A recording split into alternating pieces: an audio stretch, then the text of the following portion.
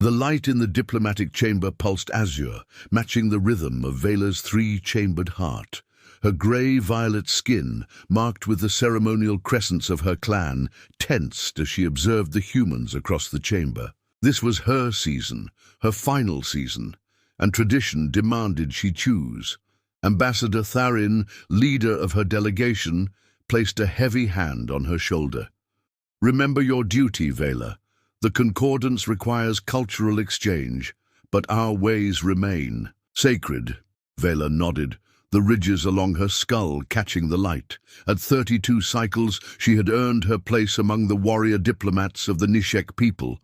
Her body bore the scars of battle and honor, each one a story, a victory, but none would matter as much as her final act. "I understand the sacred cycle," she responded, her voice low and melodic despite her stern demeanor. "My selection will bring honor to the clan." The humans conversed among themselves, unaware of her scrutiny. Their pink-beige skin fascinated, her so vulnerable-looking, no protective ridges or natural armor. Yet somehow their species thrived across 17 systems. One human in particular caught her attention. Unlike the others with their rigid postures and cautious smiles, this one moved with confidence, gesturing expressively as he spoke. His hair was the color of Nishek night soil, rich and dark, and his eyes reminded her of the deep waters of her homeworld. "His designation?" she asked the cultural liaison beside her. "Elian Reeves, Diplomatic Corps, specialization in xenobiology," the liaison replied. "He requested this assignment specifically to study Nishek physiology." "Perfect. A scientist would understand the importance of natural cycles." Ambassador Tharin followed her gaze. "Are you certain? Their biology is compatible but unpredictable. There are others who—" "I have selected," Vela interrupted, her decision final. The diplomatic reception continued for another hour before protocol allowed her approach. She moved with deliberate grace, her ceremonial armor clicking softly with each step. The humans parted as she approached, some with poorly concealed apprehension. "Dr. Elian Reeves," she said, her translator rendering his title precisely. "I am Vela Ninisek, third blade of the Eastern Reach." Elian turned, his expression brightening with genuine curiosity rather than the fear she often encountered. "Third Blade Vela, I'm honored by your address." His pronunciation of her name was imperfect but sincere. "You study life," she stated. "I wish to offer you knowledge of mine." A human female nearby inhaled sharply, clearly understanding the implications, but Elian simply nodded. "I'd be grateful for any cultural exchange you're willing to share," he replied. Vela reached forward, extending her hand palm up in the formal gesture of selection. "I choose you as my final companion, if you consent to learn our most sacred tradition." Elian hesitated only briefly before placing his hand atop hers, unaware of how his warm touch sent an unexpected shiver along her spine. "I consent," he said. "Though I should warn you, I'm still learning Nishek customs." A rare smile crossed Vela's face. "That is why I have chosen you, Elian Reeves. You will learn our greatest truth, the completion of our reproductive cycle.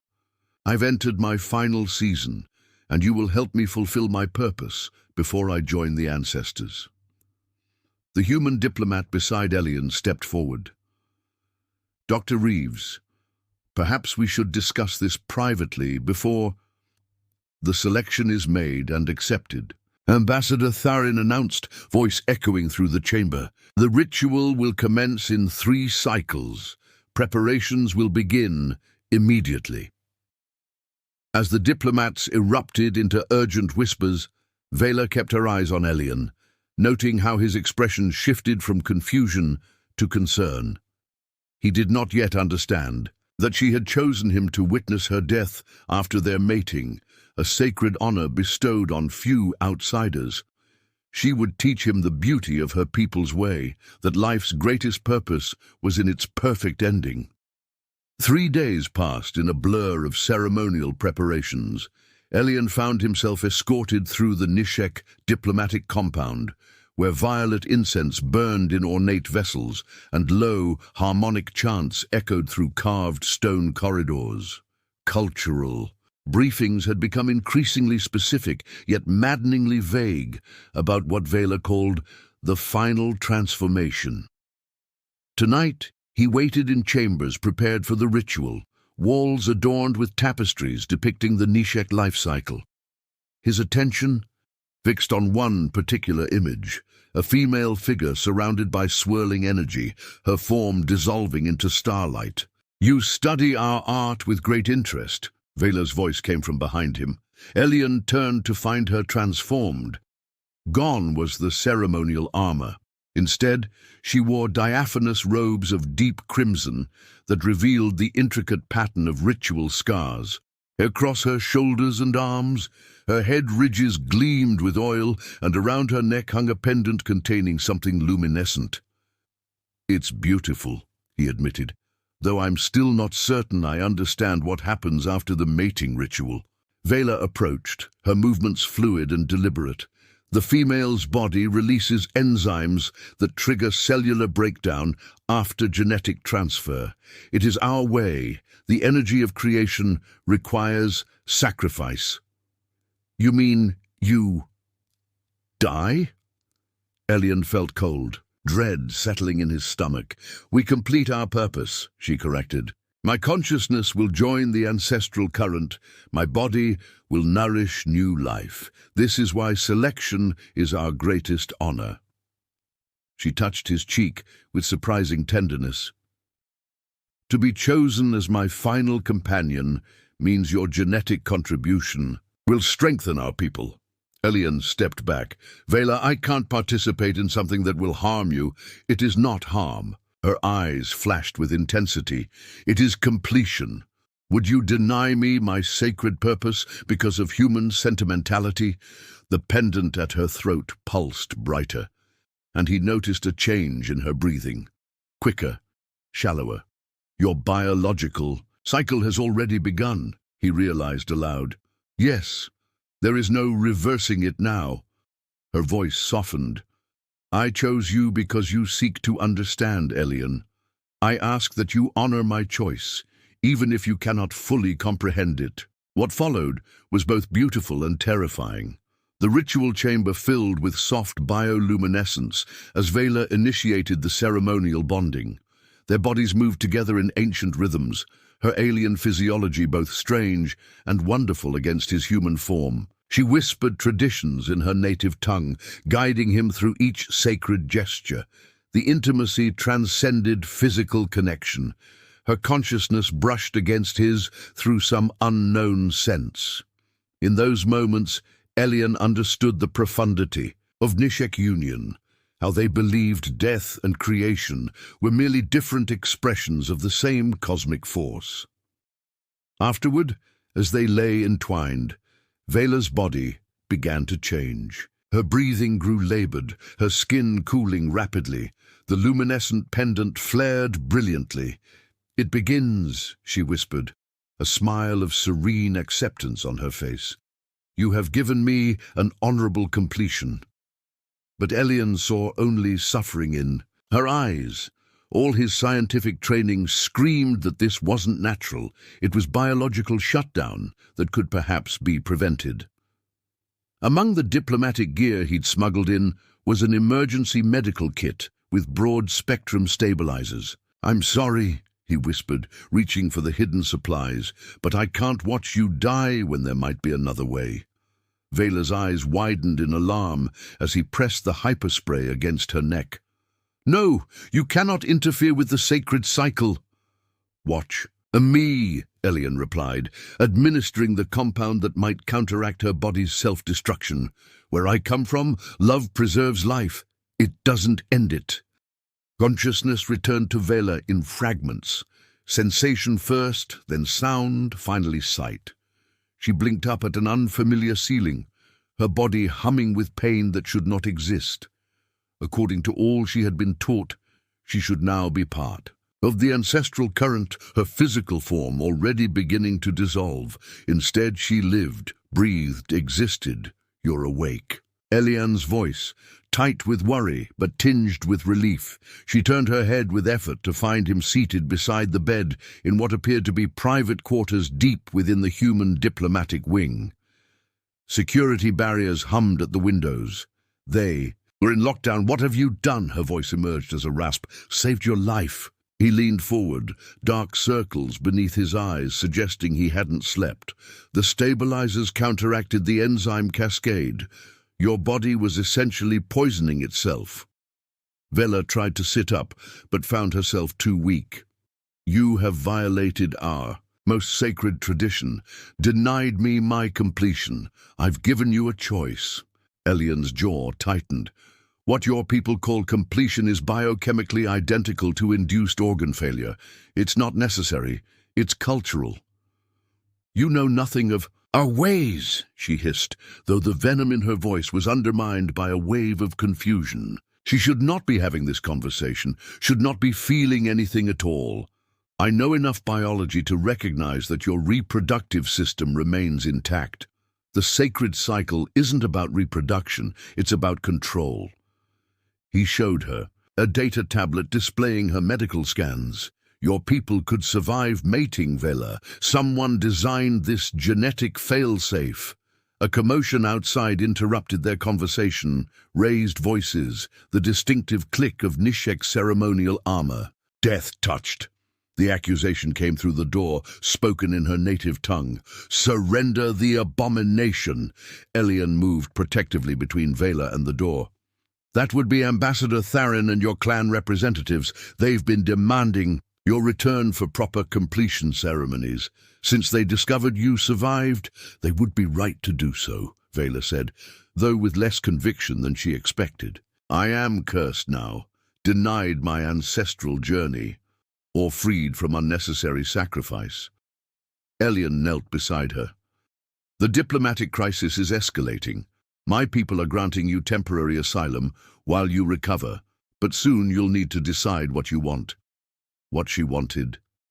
Nishek females were not meant to want beyond their final purpose. Yet as days passed in hidden sanctuary, Vela experienced sensations never described in clan teachings. The taste of food, truly tasting it, not merely consuming final ceremonial. Nutrients. The simple pleasure of watching sunlight shift across walls, conversations that went beyond duty and honor to explore ideas, dreams, possibilities. Most disturbing of all was her growing attachment to Elian, his gentle care, his passionate defense of her right to live, awakened feelings that had no place in Nishek tradition. "Why did you save me?" she asked one evening, as he changed her healing bandages. "Your actions have jeopardized the entire diplomatic mission." Elian's hands paused, warm against her skin. "Because where I come from, love isn't proven by dying for someone. It's proven by living for them, with them, beside them." Love. The concept existed in her culture, but only as devotion to clan and tradition. "Maybe that's not the right word yet," he admitted. "But I couldn't watch someone with your courage, your intelligence, your entire future ahead of her die for a tradition that serves no biological purpose." Before she could respond, alarms blared throughout the compound. "They've breached the diplomatic perimeter," Elian said grimly, helping her to her feet. "We need to move now." "Where would we go?" Vela asked, realization dawning that she was now truly an outcast, death-touched, cursed, alive when she should be dead. "There are others like you," Elian said, gathering emergency supplies. "A hidden community of survivors, females who questioned the sacred cycle and were smuggled to safety." Vela stared at him in shock. "Impossible!" "Your people keep many secrets, Vela." He took her hand. "The question is, are you ready to discover them?" The skimmer accelerated through the night, its stealth systems barely masking their heat signature from the pursuit craft. Vela gripped the navigation controls, her warrior training proving useful in their escape. 30 degrees port, she instructed. alien who piloted the small craft with impressive skill for a human. The canyon systems will provide electromagnetic cover. She still couldn't fully process the revelation.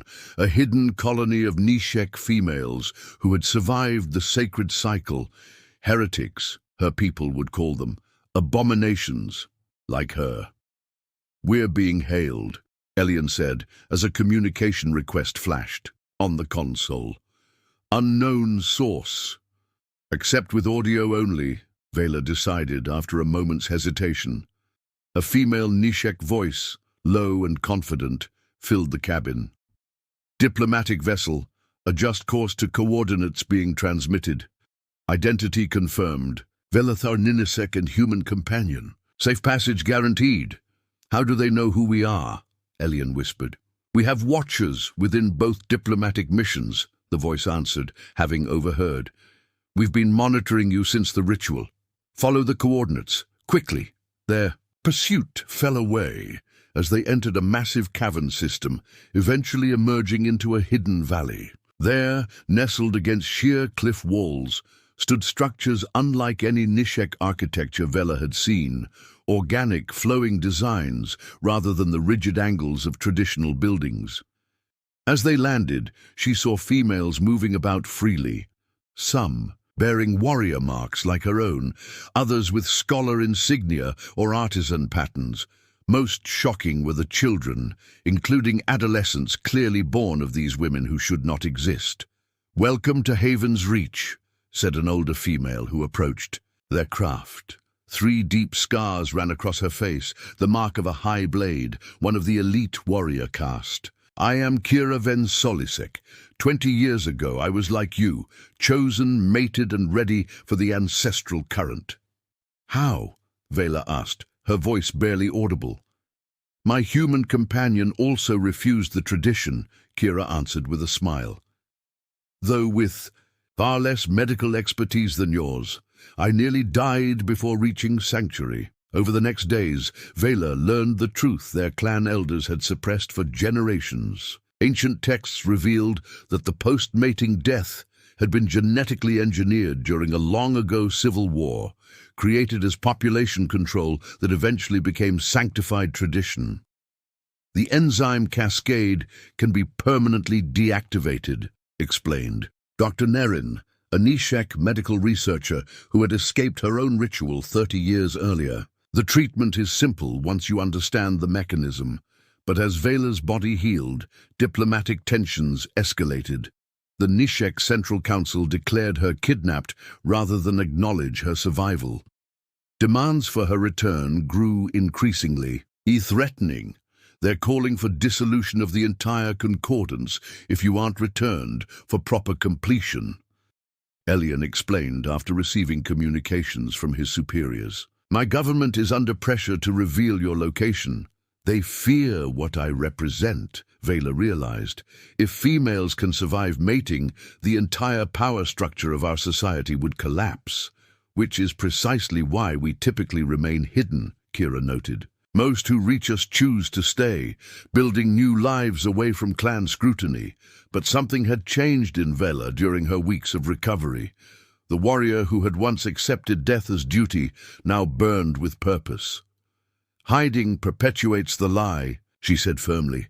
"Each year, thousands of females accept death because they believe it biological necessity rather than cultural control." Elian took her hand, a gesture that now felt as natural as breathing. "Whatever you decide, I'm with you." "Even if it means confronting her entire civilization," Kira challenged him. Elian's gaze remained steady on Vela. "Especially then."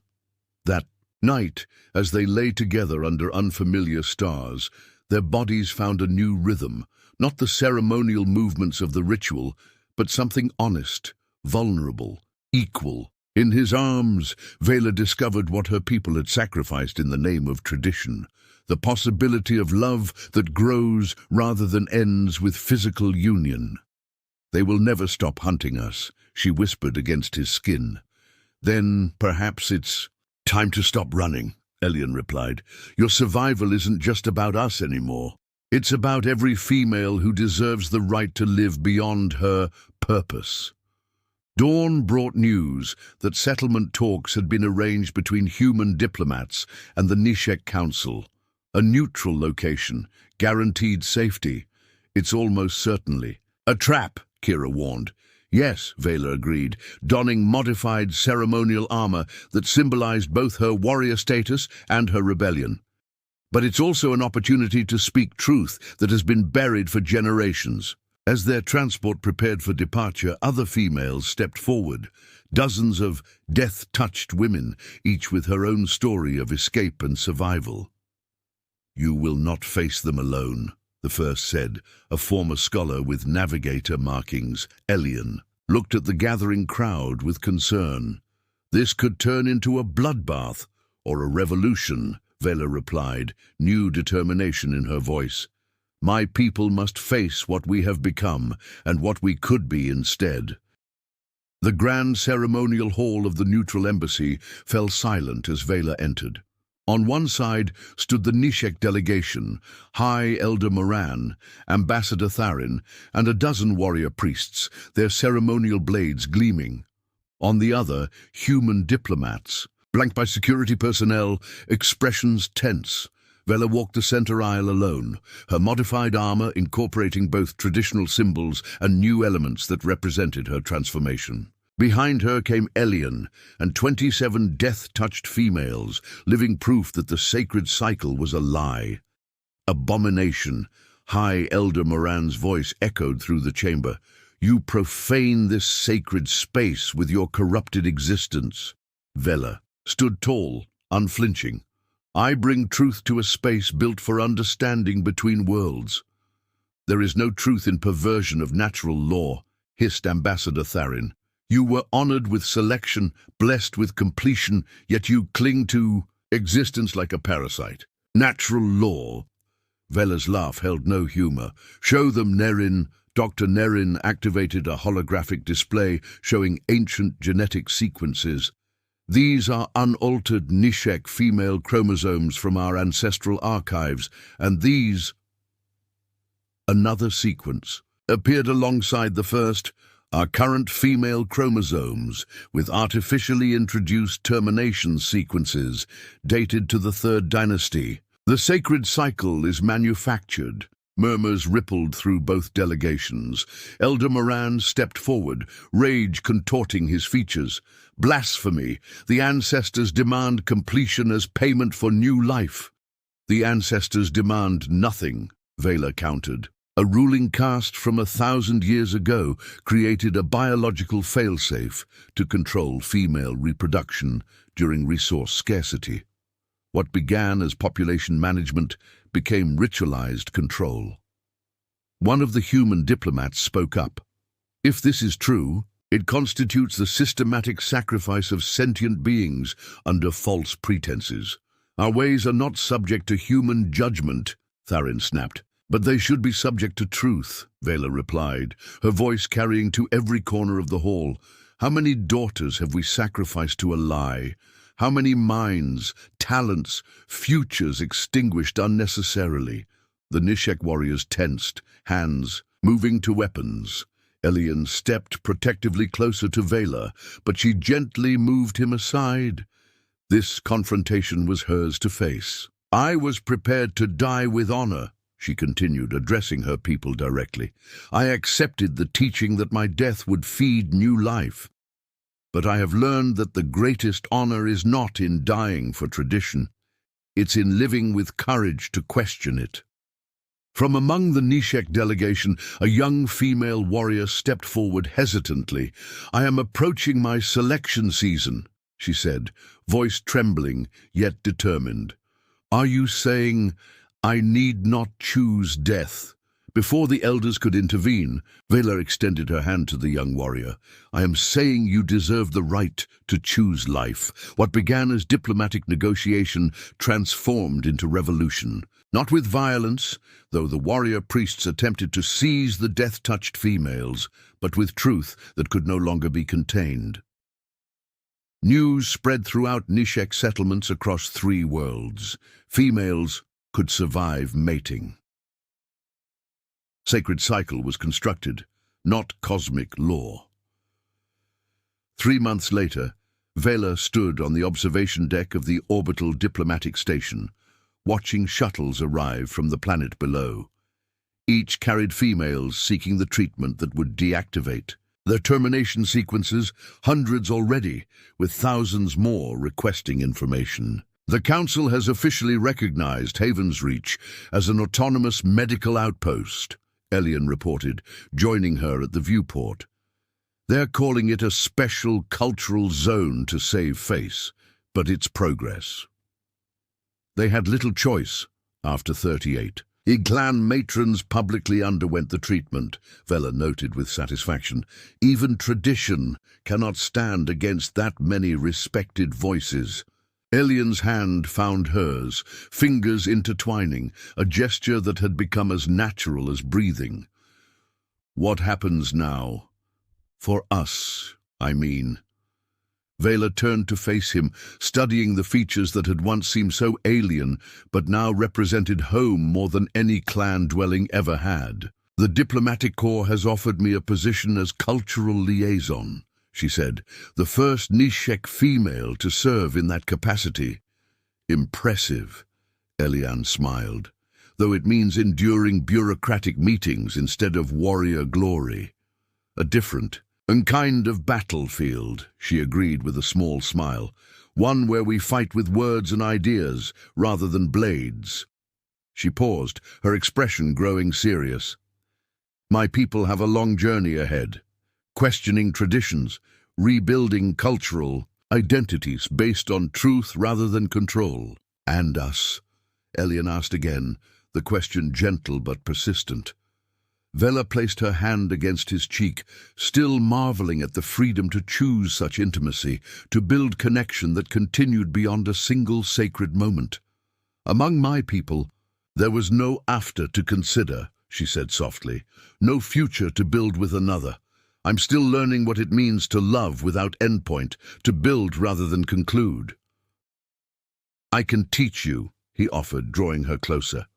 If you're willing to learn. Beyond the viewport, the stars stretched into infinity, much like the future she had never expected to have. In the reflection of the transparent aluminum, she caught sight of herself and Elian together, two beings from different worlds who had defied cosmic order for something far more powerful. I am willing, she whispered against his lips, to learn, to live, to love without sacrifice. The sacred cycle had been broken, but something far more profound had been created in its place, a circle without end, a love that chose life.